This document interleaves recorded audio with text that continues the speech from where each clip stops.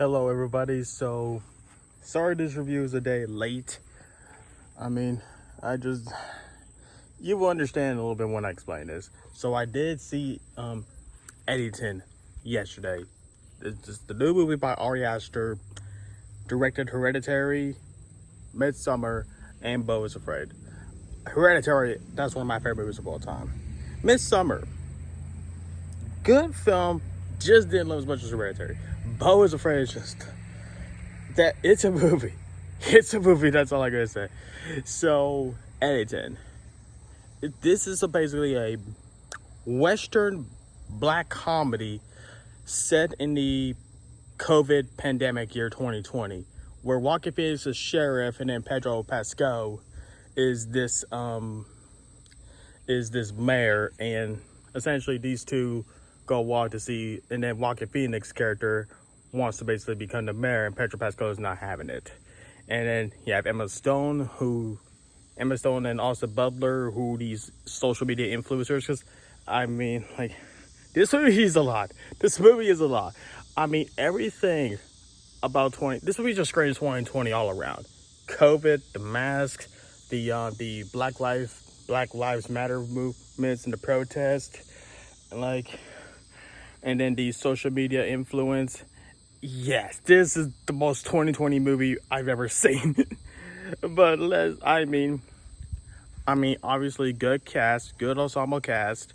But how is the movie actually? Well,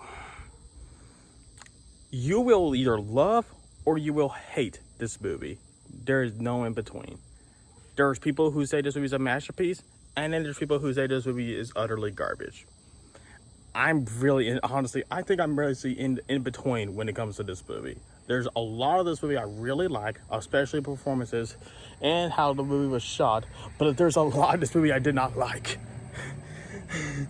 Yeah, this is for Ari Aster.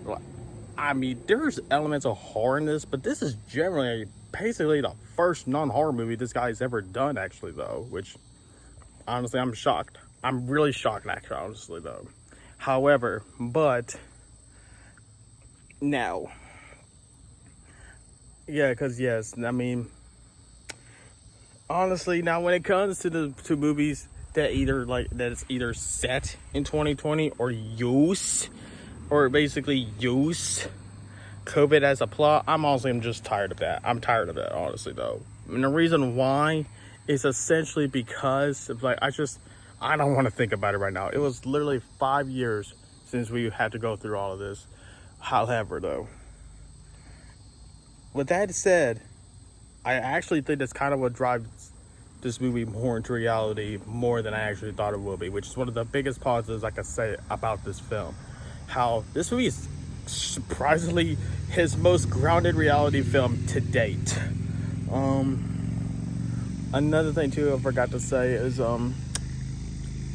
this movie is shockingly dark. It's shockingly hilarious. If you know dark humor, this movie, hey, there's a lot of stuff in this movie where, just hearing me out, where essentially it